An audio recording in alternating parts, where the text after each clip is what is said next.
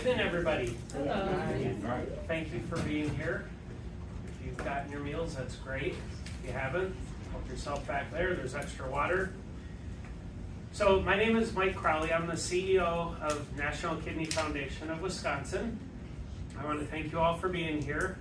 People that are standing out there, welcome to come in. Today's session on lupus and kidney disease is generously supported by Aurinia Pharmaceuticals. We are grateful for their partnership and investment in the community health education. I want to thank you all to our partners from Lupus Foundation of America. There's Dawn back there and Angie and Betsy. It's the Wisconsin chapter, and they help co-organize this event with National Kidney Foundation of Wisconsin. And to our hosts at Running Rebels East, sharing this beautiful facility with us. Hi, Jordan. National Kidney Foundation of Wisconsin works to improve the health and well-being of all people impacted by kidney disease. And we increase the availability of all organs for transplantation. We achieve this through our programs for early detection, advocacy, emotional support, and education programs like this for patients, professionals, and community members. We are joined this evening by our friends and co-hosts at the Lupus Foundation of America Wisconsin chapter, and their mission is to improve the lives of all people affected by lupus through programs of research, education, support, and advocacy. As the boots on the ground for Wisconsin's lupus warriors and their loved ones, LFA Wisconsin's chapter is focused on reducing the time to diagnosis, ensuring that people with lupus have an arsenal of safe and effective treatments, expanding direct services, and increasing access to treatment and care. Thank you to LFA Wisconsin chapter for joining National Kidney Foundation of Wisconsin and coordinating this event and your ongoing partnership. As you see, we have our branding up here. Before I introduce our speaker, I want to remind you that the information you hear tonight that's provided is for general informational and educational purposes only and is not to substitute your physician's advice. Always talk with your physician before making any changes to your treatment plan. Our speaker tonight has been a registered nurse for 20 years. Early in her career, Jana Baylor worked as a nephrology nurse and supervisor for a community dialysis clinic. She saw firsthand the absence of women and minorities among nephrology providers. Jana saw an opportunity to create change for kidney patients, and she took it. Jana is now a board-certified family nurse practitioner. In her current practice, Jana sees patients with acute kidney injury, chronic kidney disease, and end-stage renal disease. She also works with patients to complete transplant testing and evaluation, as well as providing post-transplant care. Jana sits on the board of National Kidney Foundation of Wisconsin. She is a member of the leadership team for Guatemala Medical Resources Partnership and an active volunteer in neighborhood development projects in the Milwaukee area. In her personal time, she is the mother of 2 adult children and will be participating in a yoga teacher training program this fall. Please give Jana a warm welcome. So I really feel special, but I'm really not that special. I'm a regular person. I do thank you all for coming out today. It means a lot to me, and really this is a full circle moment for me. As Mike said, I have been a nurse for actually 21 years. I can remember how long I've been a nurse because I was pregnant with my daughter my last semester of nursing school, and they told me to quit, and I said, no, I'm not quitting. The baby's on the inside, so I'm going to keep going. So when I started in nephrology, it really was just because of family and scheduling, and being in a dialysis unit, I felt like I could control my schedule a little bit more. But then as I started in dialysis, I was seeing that the patients in the chairs looked like me, but the providers didn't. So it was important to me to speak for patients, to advocate for them, but then also to put myself in a position where I could make decisions or help patients make decisions as well. I don't want this to be a, I'm preaching at you type of situation. So if you have questions, or if there's anything that's not making sense, shout out, raise your hand, whatever the case may be. This can be like church. Y'all know what that is, black church. Y'all say something. All right. So again, that's me, Jenna. We're going to talk about lupus nephritis versus other kidney diseases and what happens when transplant is the last option. I don't have any disclosures, which means that this is strictly volunteer for me. I'm not getting paid to do this. And volunteerism is something that's very important to me as a side note. So the things that we're gonna discuss today are the anatomy and function of the kidney, describe the tests that are used to assess kidney function. We'll talk about the difference between lupus nephritis versus other causes of kidney disease, and then we'll discuss before and after kidney transplant care. So the first thing I want to talk about is, what do the kidneys do? A lot of people have no idea what their kidney function is supposed to be until there's a problem. So your kidneys help to remove waste and get rid of excess fluid. They control the production of red blood cells. The kidneys make vitamins that help control growth. Kidneys also help to regulate blood pressure, and electrolyte management is another function of the kidneys. The electrolytes being mainly potassium, phosphorus, calcium, parathyroid hormone. Maybe we'll talk about that a little bit. We just have to see how the talk goes. So this over here is a very simple diagram of what your kidney looks like if I sliced it in half. So what happens is blood with waste comes into the kidney, it's collected, the kidney removes all the waste products, excess fluid, and then the urine goes into your bladder. That's when you pee out all the bad stuff, okay? So this side over here is a picture of a nephron. So each kidney, so you've got two kidneys, each kidney has 1 million to 1.5 million nephrons, okay? So as we age, these nephrons start to lose their function, and that's how we start to see kidney disease. Also because of different diseases, whether it be lupus, high blood pressure, diabetes. So remember that when I'm talking about the nephrons are your working units of your kidney. Those are the important parts of your kidney, okay? Any questions so far? Yes, ma'am. You had an important factor. You said age, that makes certain things not function the way they used to function. Yep. So when it becomes bad is when it's not Related. hereditary or not because of age. What do you mean when it becomes You bad? said, like the neurons. You said that The nephrons. Nephrons. Mhm. You said the nephrons cut. Like at a certain age, we start to lose them. Okay, so give me just a second and I'll explain it. Okay. Because I think I know where you're going, possibly. But if I don't, ask me again. Okay. All right, so these are the tests that are used to assess kidney function. So when you go into your doctor every year, some of the tests that they'll be looking at are your glomerular filtration rate. So those nephrons that we saw on the previous page, when they filter, it produces a number. When we draw a blood test, it'll give us a number of how much blood your kidneys are filtering. So the GFR is just an estimate of how well the kidneys are removing waste. When we're in our younger years, and again, significantly younger, in our teens and 20s, our kidneys filter at about 100, 120% every minute. So 100 to 120 milliliters of blood every minute. As we age, those nephrons, again, they start to lose a little bit of function, especially when we get to the age of 40, those numbers start to decline, okay? Hold on with your next question, because I can see it in your face. No, you didn't. Okay. You know, like what age? You said 40. Yeah, so at the age of 40, that's when there is some decline, but when you do a blood test, I wouldn't necessarily expect to see that decline on the blood test.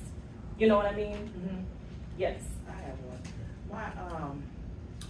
When every year we get our annuals. Mm-hmm. And these tests, I would think that, will be Standard. right? Mhm. With the kidney Function. function, Mhm. liver and stuff like that, Mhm. But me being a kidney, I was trying to say, patient, Okay. kidney, at they said that when I was 17, 18, I was having kidney problems. Okay. But they never said anything until 4 years ago when I turned 40. When you, okay. Yeah, literally. Okay. And Okay. now they're like, oh, Now it's they more do the concern. testing. They say, oh, well, you've been probably doing this for the last, since you were like a teenager. Okay. And I wonder why they don't do annual, yearly, you know what I'm saying, for your kidney, the functions of your kidney and also your main organs, period. At a younger age. Yeah. It's really going to depend on what your health history is and how aggressive your, physician, primary care physician may be. If you're a younger person and you don't have a history of things that could potentially cause kidney disease, they may not feel inclined to, do more significant testing. Yeah. Okay? The creatinine. Serum creatinine is another measure of kidney function. Creatinine is a waste product in the blood that comes from digestion of protein and the breakdown of muscle tissue. So men typically have a little bit higher creatinine. Somebody that works out a lot will have, or has more muscle mass, will have a little bit higher creatinine. And creatinine, again, is going to be affected by your age. Another test that we do is a urinalysis. That's essentially peeing in the cup, where we look for protein and blood in the urine. If there's protein or blood in the urine, that's telling us that there could be something abnormal. Yes? I'm going to go back to the creatinine for a minute. If you are very sick and you lose a lot of weight, will the creatinine levels go way down? Potentially, yes. Okay. Yes. Because you don't have, but you can't assume because you have a low creatinine that your kidney function is okay, because if you've lost a significant amount of weight and you don't have that muscle mass, then I would be doing a cystatin C. So a cystatin C is a more advanced kidney test. It's not something that your primary doctor would normally do, again, unless there's a situation where they feel like a GFR and a regular creatinine wouldn't be as accurate. And that would be the case in a situation where you've lost a lot of muscle mass. Okay?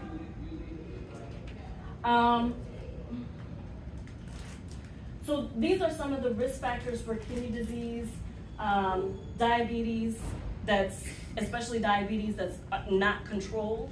High blood pressure, again, that is not controlled. Having heart failure, a family history of kidney disease, or having family members that have been on dialysis, that could also be a risk factor for you. Increased body weight, so a BMI greater than 30, and then smoking, which also includes vaping and hookah and all the things. Okay? Yeah, I said what I said. Hookah, hookah, yes. Hookah is not good for you either, okay?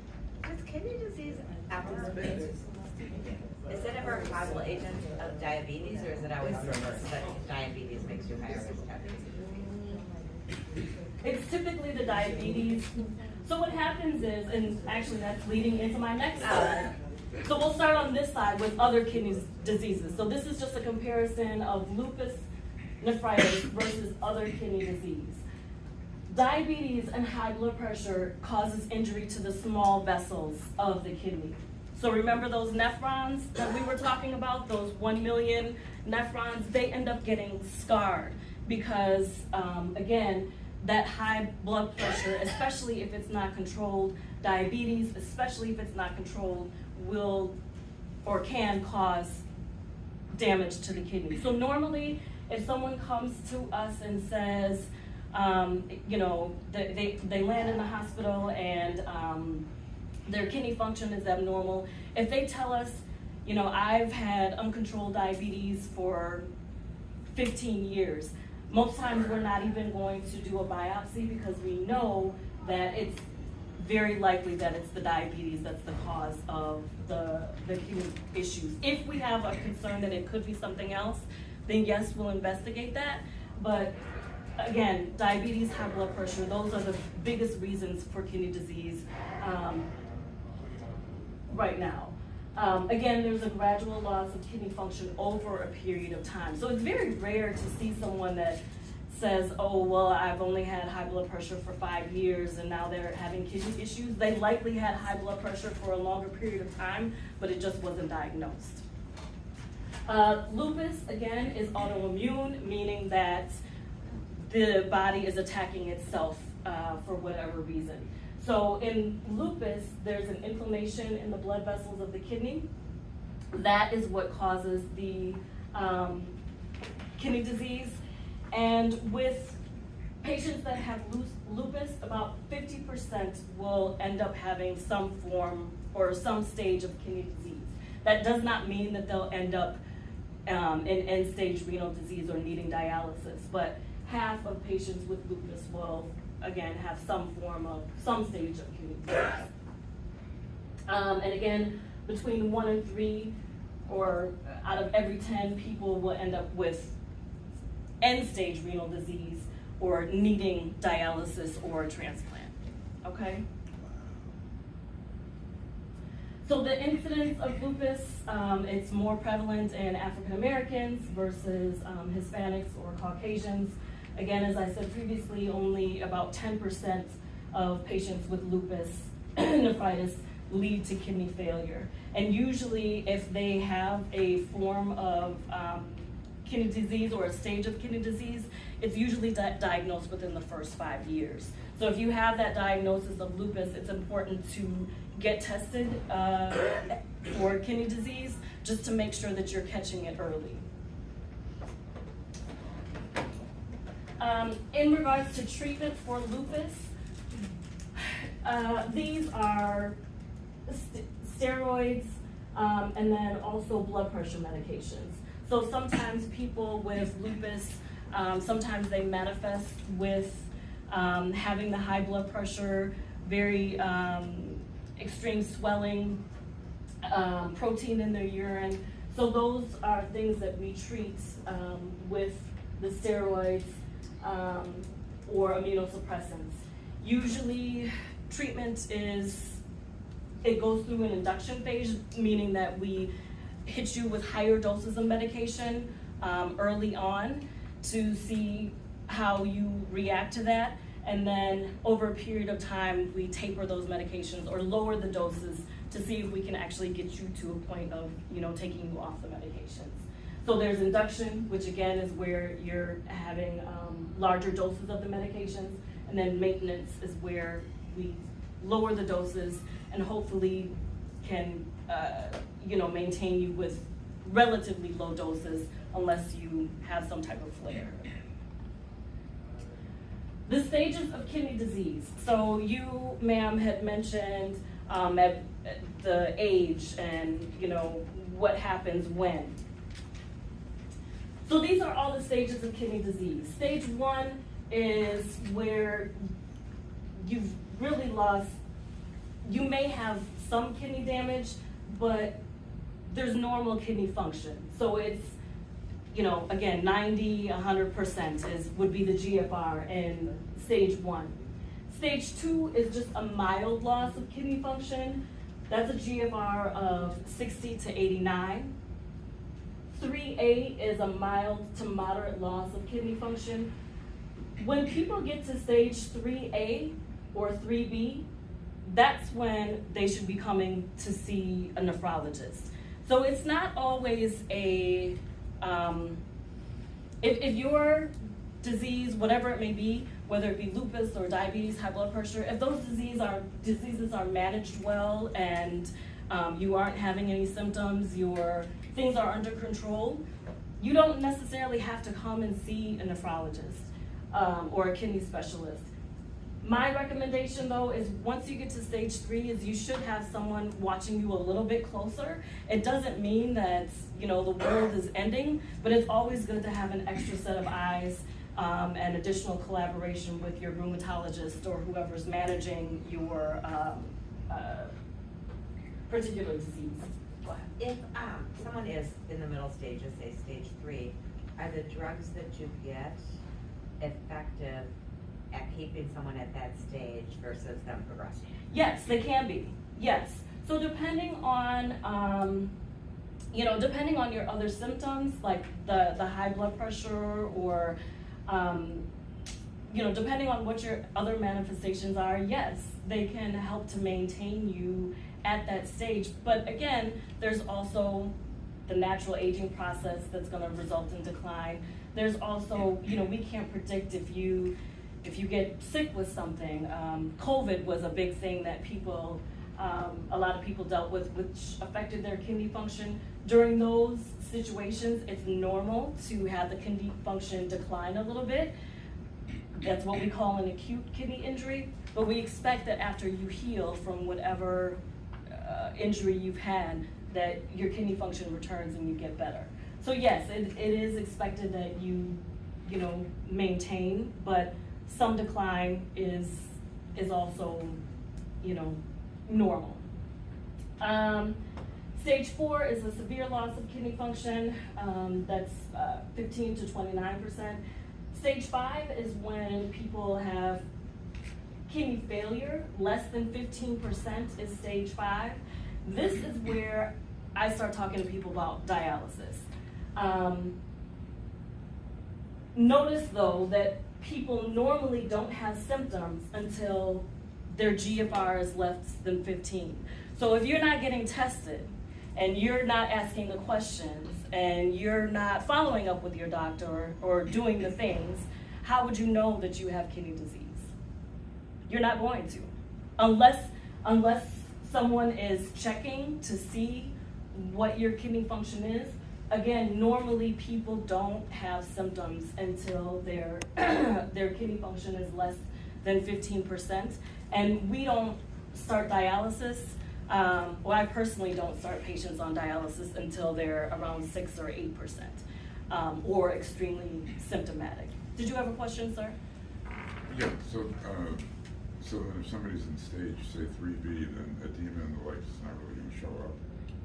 It can. Yeah. Some people may have some swelling, but it's not going to be as severe as it could be. And a lot of times people kind of dismiss it like, oh, well, I was walking around a lot today, or it's hot, and they don't necessarily, if you're consistently having swelling in your legs, that's something that needs to be looked at. One day of swelling after being at State Fair, that's probably because you were at State Fair and it was hot. But if you're consistently having swelling in your legs, that needs to be addressed, because it may not even be your kidney, it could also be your heart. So that's the thing. As I said, you're not gonna know what's going on unless you're actually getting tested. Because I can't look at you and say, oh, he has kidney disease or she has diabetes.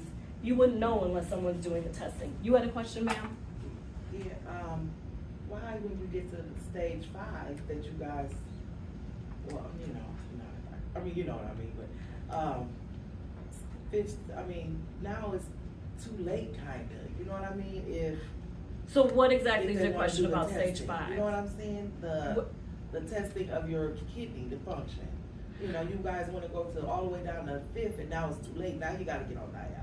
No. So what I'm saying is you should be getting, especially if you have high blood pressure, diabetes, obesity, or if you have a history of those things in your family, you should be getting tested, with your annual exam. Right. What I'm saying is when stage 5 comes, that's when I'm preparing, maybe I misspoke, that's when I'm preparing people for starting dialysis. because I know that at stage 5, it's likely that you will need dialysis or a transplant. Does that make sense? So you said stage 3 is where you should have someone else monitoring. I would recommend at stage 3 that you would also, in addition to, Primary care. right, that you would have see a nephrologist, just to have them lay eyes on you, in the event that, you keep progressing as far as, kidney disease. Just another way to ask your question a different way, I think. So, is it fair to say that a lot of people who have stage 5 kidney disease maybe did not get medical intervention earlier to slow down that process? Like maybe they hadn't gone to doctors and all of a sudden, boom, they're in stage 5 and they had no idea of any of those things? Right, so that is possible that if you haven't had, medical care and you aren't having your kidney function tested, that yes, there are medications to help slow the progression of kidney disease. So that's why it's important to get tested to see, number one, if you would be able to be on those medications, but then also to monitor how things are going. You had a question? Yeah, because I want to know, like, how do we get a doctor or these clinics or any of these people to start doing these tests at a young age? Like, what do we do to make this a thing? Standard? Yeah, A make this standard? Yeah, because if, like, I don't want to cut you off. No, go but, like, ahead. I'm going to the hospitals and they're like, oh, we're doing blood tests. But what are you testing? Okay, hold What on. are you testing? Hold on, just You- wait a you minute. know what I mean? I got you, hold on, just wait, I'm gonna tell If you. if my sister said she was having these things ever since she was a teenager, Okay. then you're saying at a certain age, some of these things are gonna automatically leave your body. Right. So when do we test and when do we advocate for the test? For yourself, Almost okay. like a baseline, like a breast exam. Right. Okay. Mammogram. Exactly. What's the baseline? Let's start testing at age 30, you do kidney function tests. Okay. I'm making it up, I don't know, but. Right, okay, let me keep going and, I'll answer that as I keep going. And your question? Real quick, it's about this stages. Is this diagram of chronic kidney disease stages Yes, the same as the stages for lupus nephritis? no, Because, okay, I didn't think so. No. Because okay. no, Okay. this is just for kidney disease, not lupus nephritis, okay? So some signs of kidney failure, decrease, now, as I mentioned in the previous slide, most people don't have symptoms of kidney failure until they reach 15%. So fatigue, decreased energy, foaming in the urine, swelling, a decreased appetite, muscle cramping, those are things that are gonna happen in the late stages, meaning closer to stage 5. You had a question, sir? Yeah, the previous slide you had said, I don't know if you meant for you personally or just every doctor, like 6 to 8% you would recommend dialysis. Is there a percentage where like you have to do dialysis once you get there, or is that determined by the doctor? Or? So honestly, because I practice at the VA, I have more luxury in starting patients on dialysis. So in the community, people, I've noticed, tend to start dialysis a little bit sooner. And I can't speak to someone else's practice. You know, I'm not gonna comment on the decisions that someone else makes. But for me, I know that once I put a patient on dialysis, they're on dialysis. That's it. They're not coming off. So I really work hard to do what I can to avoid dialysis with them, and keep them off of dialysis as long as I can. So when there are certain electrolytes that if they become way out of whack, I really, and I can't control it with medication, then I'm kind of forced to put people on dialysis. Or if their symptoms are so bad that, you know, I really have no choice. But other than that, I really try my hardest not to start people until I absolutely have to. So there's not a definite, it's really about individual practice. Okay, you know that? Because just to answer your question, I also work, I go to the Green Bay and, the VA in Green Bay. And I've had patients up there who, the hospital systems are a little bit different. So they end up in the hospital for whatever reason, whatever the case may be, they end up in the hospital. And I've had people start my patients on dialysis who I didn't want them started on dialysis, but someone else made that decision, so, then they're on dialysis. Yeah, no, I know that's hard to, No, it makes sense, because that's exactly what I felt kind of understanding. It's like, it's not a clear number. it's really individual practice, it really is. And like I said, because I'm at the VA, I have that luxury. In the community, it's not necessarily like that. I'm gonna answer you, yes ma'am? Yes, one key thing that people need to be reminded of is that they must take their medication. They have to be compliant. That's what keeps you from reaching those stages. You must take it as it is ordered. People have a tendency, once they feel better, they stop. So She's my plan, okay? Leave me alone. We're gonna talk about that too. And did you have another question? Just real quick, what would be the downside, aside from obviously going, having to do, dialysis is not pleasurable, like you don't wanna have to do that.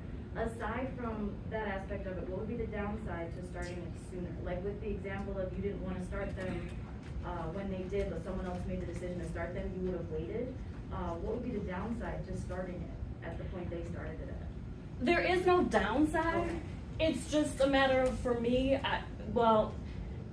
again, I don't want to comment on someone else's practice. Mm-hmm. But for me, I really do care about my patients, and I know that dialysis is a job. You're on treatment. 3 times a week. Yeah, you're on treatment.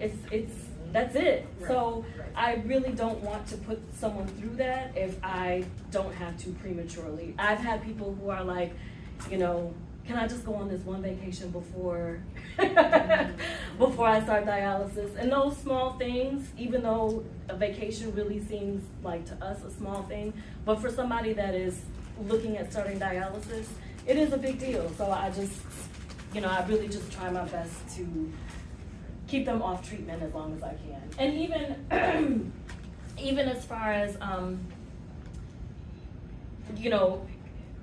them declining in function, I'm definitely not tooting my own horn, not in any way, but I've had a patient who's 80 years old. I saw him every month for 2 years because his GFR was 6.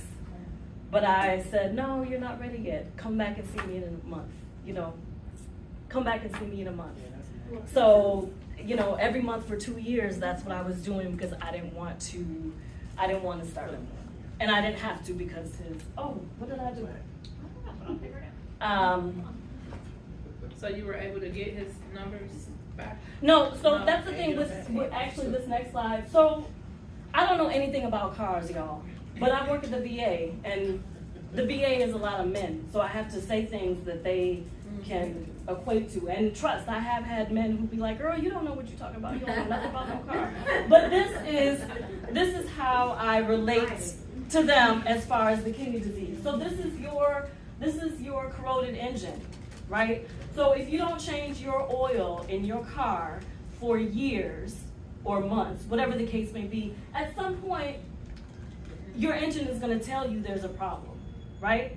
So the people that ask me, is there a natural remedy to heal my kidneys? Is there a detox? Is there a cleanse that I can do? I'm a juice.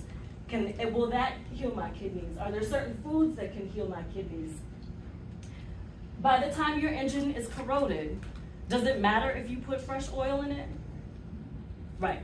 It doesn't matter. At this point, we have to do something, either, getting a new engine or replacing the car, whatever the case may be. It's kind of the same thing with kidney disease. When those nephrons are scarred to the point that, you know, we're seeing your kidney function decline and you're having symptoms, there's really, yes, you can do those things to kind of help maintain your health, but it's not gonna stop the progression, okay?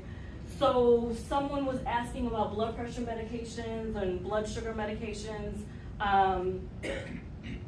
Your body adjusts to feeling bad. So a lot of times people will have blood pressure. I had a patient just last week who had a blood pressure of 230 over 140, and he's sitting there looking at me, talking to me, sir, I need you to get out of my office and go to the emergency room because I don't want any parts of what is about to happen to you. But I feel fine. I don't need to go to the emergency room. I'm fine. Your body adjusts to that.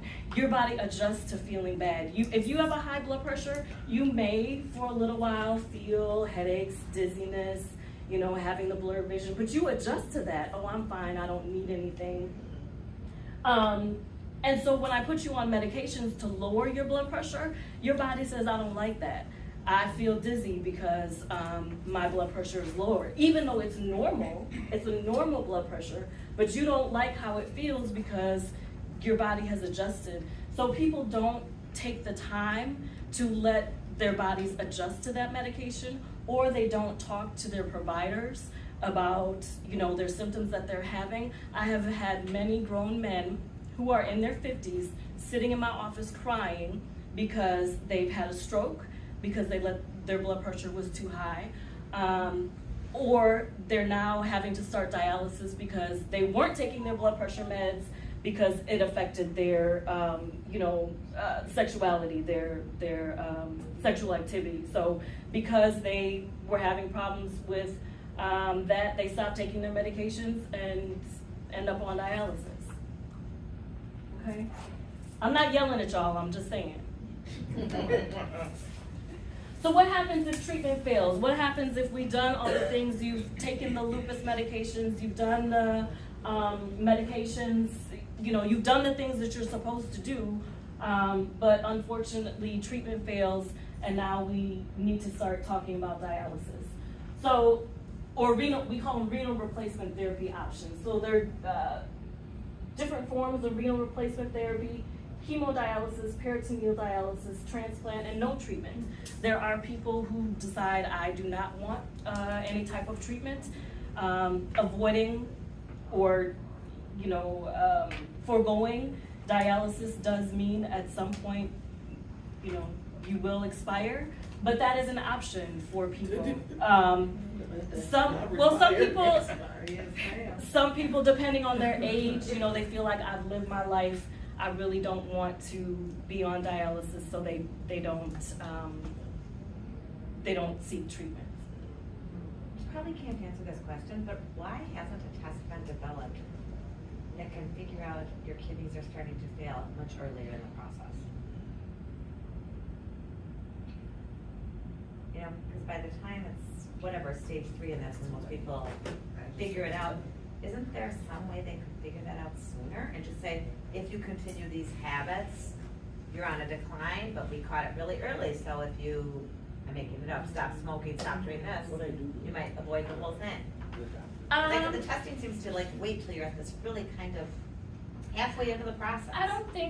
I think that, so I understand your question, but I think if you, in my mind, as a provider, if I have someone who has high blood pressure and diabetes, or if I have someone that has lupus, I'm automatically going to be testing for kidney disease. So I think it's just a matter of, I think the testing is there, but the other piece of that is, well, insurance shouldn't stop you from getting basic blood tests. Having your kidneys tested, that's a basic blood test. That's something that can be done, annually. Yes. Yes. Right, the liver as well. But in order for this to be something that is broadcasted, or something that we are bringing knowledge to, or like she said, for some type of invention to be created that they can get to the bottom of this faster than what they're doing. new technology or new resources that are being developed to? I understand your question, but I don't think it's that. I think it's, Knowledge. well, I think it's, if you have high blood pressure and your blood pressure is controlled, then I don't necessarily have a reason. If you're taking your medications and your blood pressure is under control, your weight is under control, then I may not test your kidneys if everything is under control and it's been under control for years. And I'm talking about testing earlier. Yeah, but this stuff is genetic at some point. Exactly. You're right. She's ready to say that. You're right, but then I think it becomes a matter of people advocating for themselves also. And saying, you know, I do have a history of high blood pressure, or my family has a history of high blood pressure. Can you please run these tests to see where I am? I've been there. I mean, well, I guess because of the doctor. I mean, you know. Okay. So when it comes to transplant, I'm not going to talk about the different types of dialysis. The discussion is supposed to be on transplant, so we'll talk about that a little bit. The transplant evaluation process is very extensive.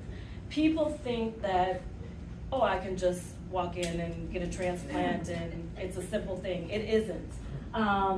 You would be evaluated by a social worker, a psychologist, a pharmacist, dentist, the transplant surgeon, the transplant nephrologist. The evaluation itself, just to sit in the office, that piece is half the day. It's about 4 or 5 hours just to do the evaluation process. Then I'm going to ask you to do all kinds of testing.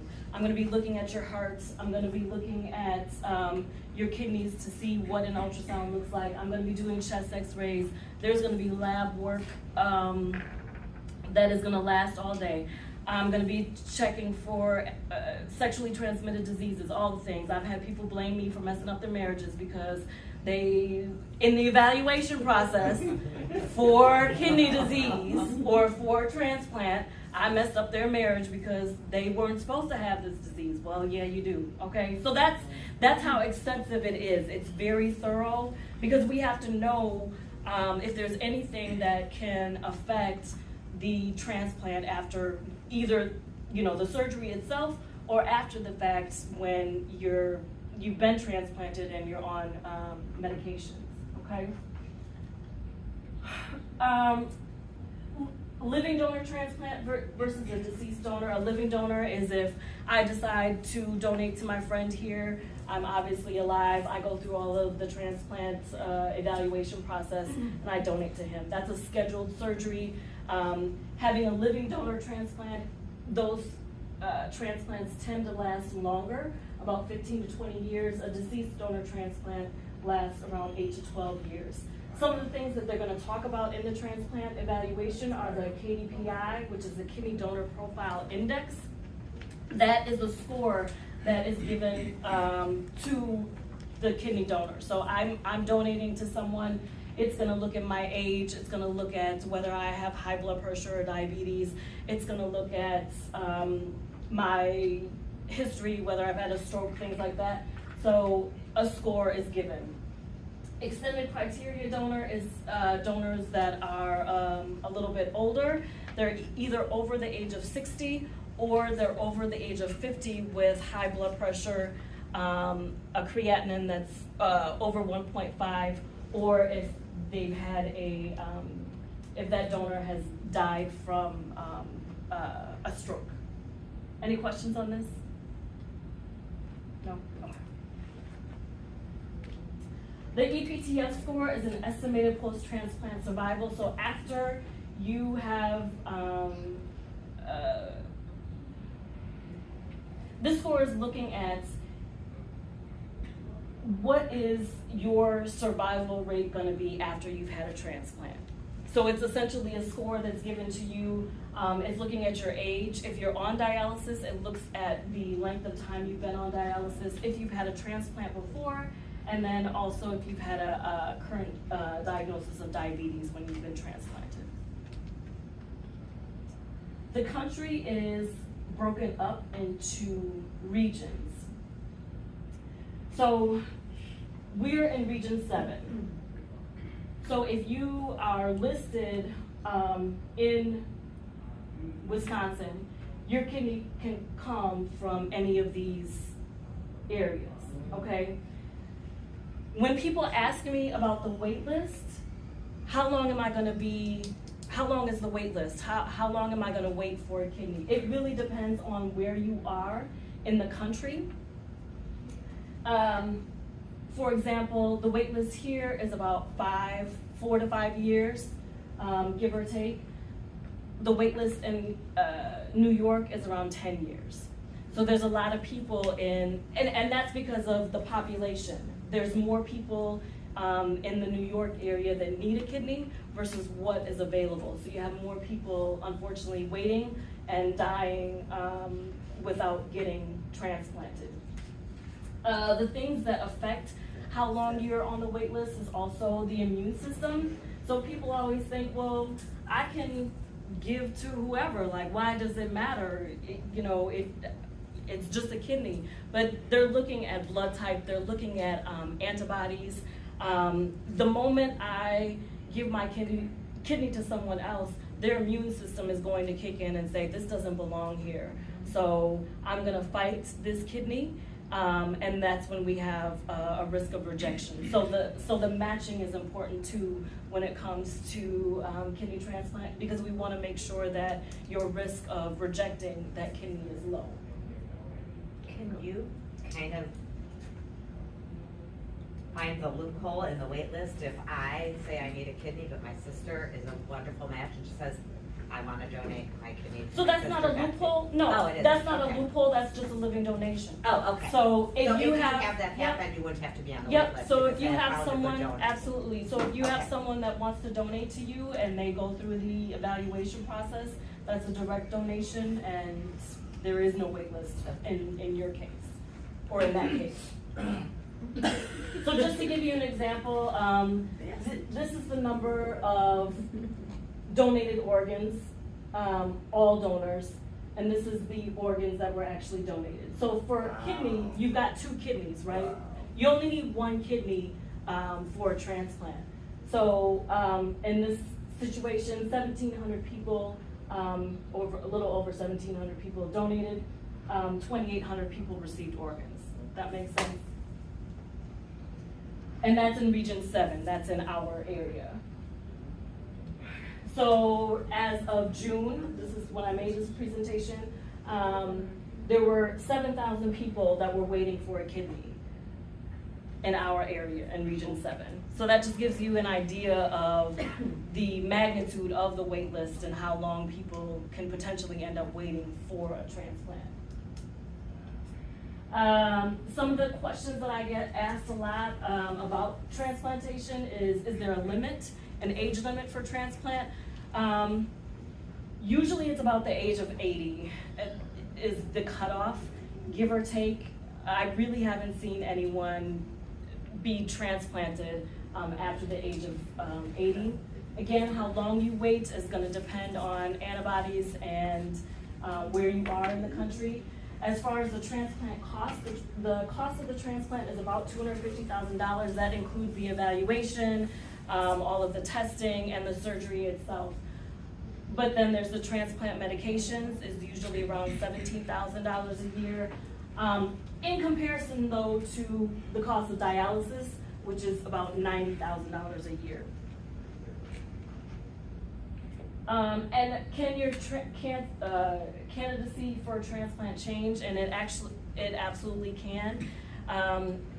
Unfortunately, because the wait list is so long, some people end up, having a heart attack or a stroke, or they've got a different situation that comes up that will prevent them from being able to have a transplant. Once you are listed, folks come in for evaluation for a transplant every year, so that we can repeat testing and just keep an eye on patients and make sure that they're still suitable candidates. So you got your transplant, now what? Immunosuppression is a big piece. Again, as I said, if I'm donating to someone, they have to take immunosuppressive medications to keep that kidney healthy. Those medications are taken for the duration of their life. there is, you're always gonna be on immunosuppressive medications.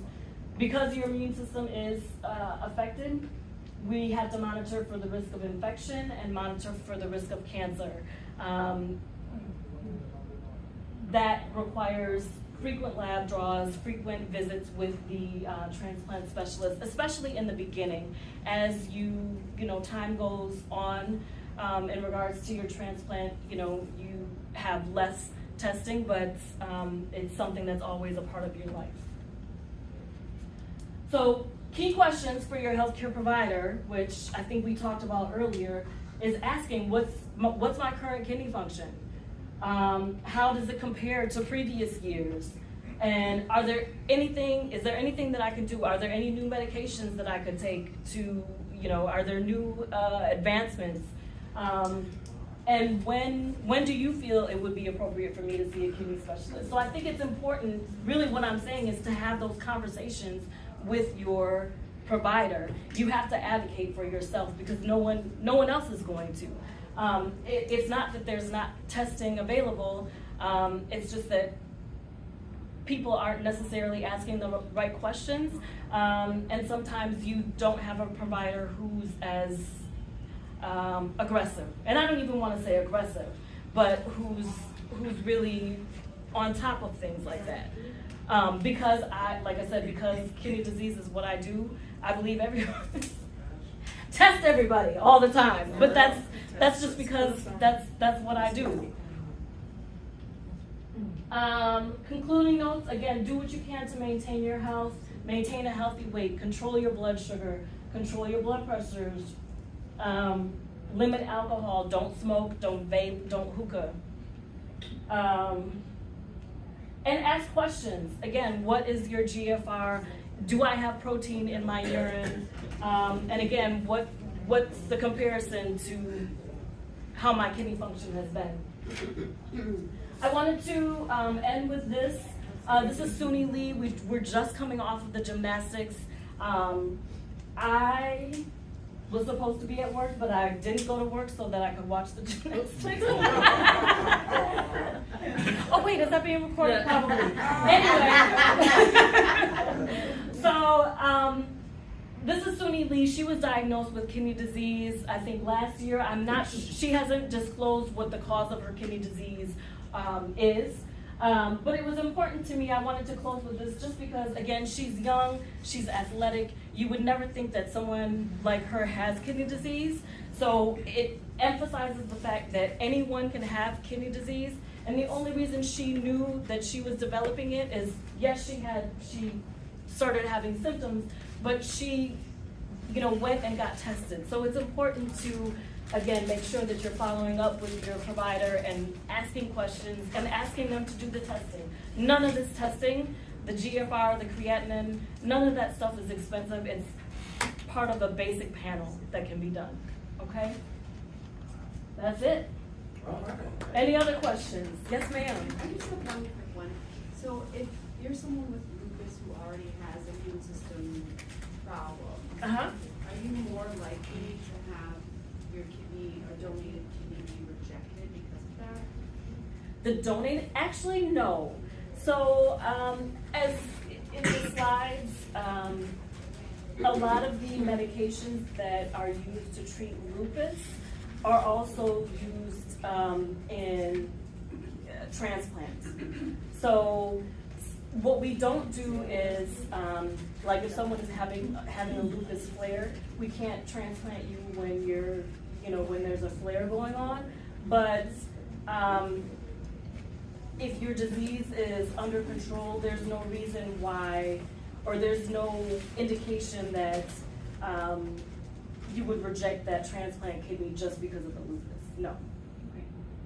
And in general, can you drink too much water? I've heard people tell me that, oh, I'm overworking my kidneys. Can you overwork your kidneys? So you can drink too much water, but so it ends up affecting your electrolytes. So your sodium can become too low if you drink too much water, but you have to drink an excessive amount of water for your sodium to become too low, to the point that you would, develop symptoms and have issues.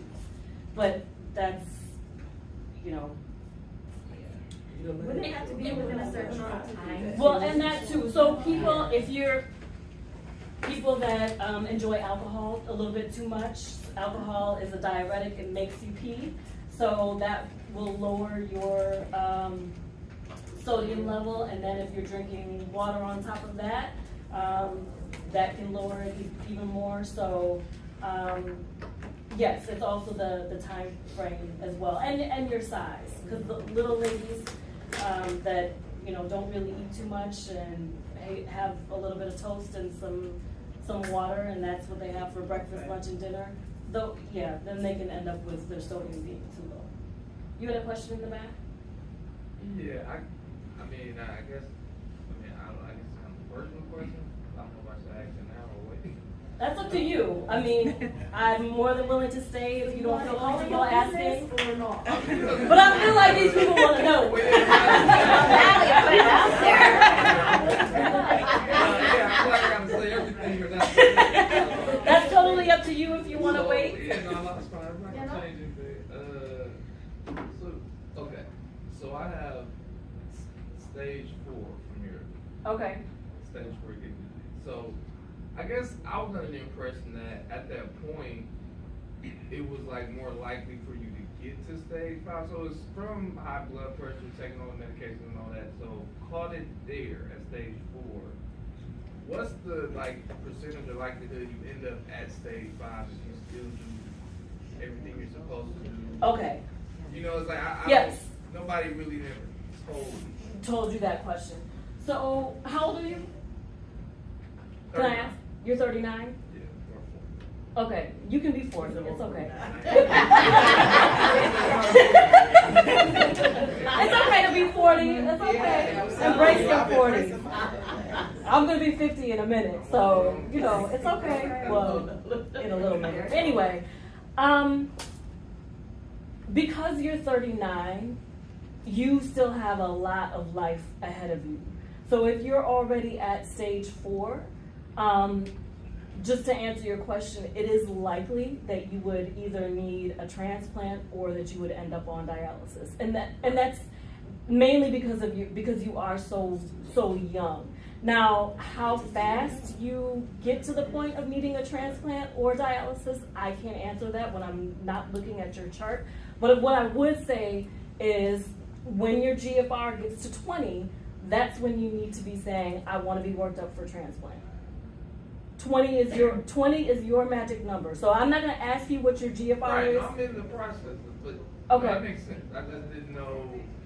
It's almost felt like every day or month it's like, oh, you're gonna get on dialysis. I don't want to get on dialysis. Right. But I didn't know like where you have to get on dialysis. You know where I'm at. You know, it's kind of a gray area. It seems like. Again, it's kind of the. But no, you explain that. It makes sense. But, Yeah, so as far as when am I absolutely gonna start dialysis, that's gonna be based on your symptoms, how you're feeling, and what your electrolytes are looking like. So people can go years in stage 4 Yeah, and not and not progress. need, okay, so they can So just- kidney function fluctuates. Mhm. It's normal to, kidney function is like blood pressure. It's gonna go up and down a little bit. It's not unusual if you see someone who has a GFR of 30 in one visit, and then maybe the next visit it's 25. I don't worry about that. Or maybe in the next visit it's 35. It is going to go up and down. What you don't want to see is this visit it's 30, and then the next visit you come, it's 10. That's telling me something's wrong and I need to address that. In your situation, sir, making sure your blood pressure is controlled. I don't know if you're diabetic or anything like that. Making sure that diabetes is controlled. Making sure that any other potential issues that can affect kidney function, that those are under control. At this point, that's really all you can do to kind of slow the progression. You may not stop things from progressing to the point of needing dialysis, but just to slow that decline. Yes, ma'am. If you have lupus nephritis and you end up getting a transplant and you're already on pretty high immunosuppressants for lupus, once you get the transplant, is that usually sufficient, or are you usually adding an additional immunosuppressant? It's gonna be adjusted based on, so that's when the rheumatologist would be working with the kidney doctor. Then it's really a team effort to see what, how things need to be adjusted and managed. Any other questions? Yes, ma'am. Real quick, going back to the question I asked about the chart and the difference. So there is a difference Yes. between, what is the difference? So lupus nephritis, and again, the lupus nephritis is just going through the different stages of progression of the lupus, but the kidney is the actual, the actual kidney disease. It'll be off of biopsy. Right. It's a biopsy classification. Which one? Lupus nephritis. Right. Okay. Whereas kidneys are, like, kidney disease is not. It's based off of function The and. EGFR. Right. Those Okay. CKD 1 through 5, Okay, that's the gotcha, EGFR gotcha. function. The Right. lupus nephritis classifications is off the biopsy. Got it. Okay, thank you. That makes sense. Thank you. Thank you all for having me. Thank you, Mike, Carolyn, and us with Lupus Foundation for coming today. We're gonna try to make this an annual event again, so, keep an eye out for it. Yeah. But thank you all for coming.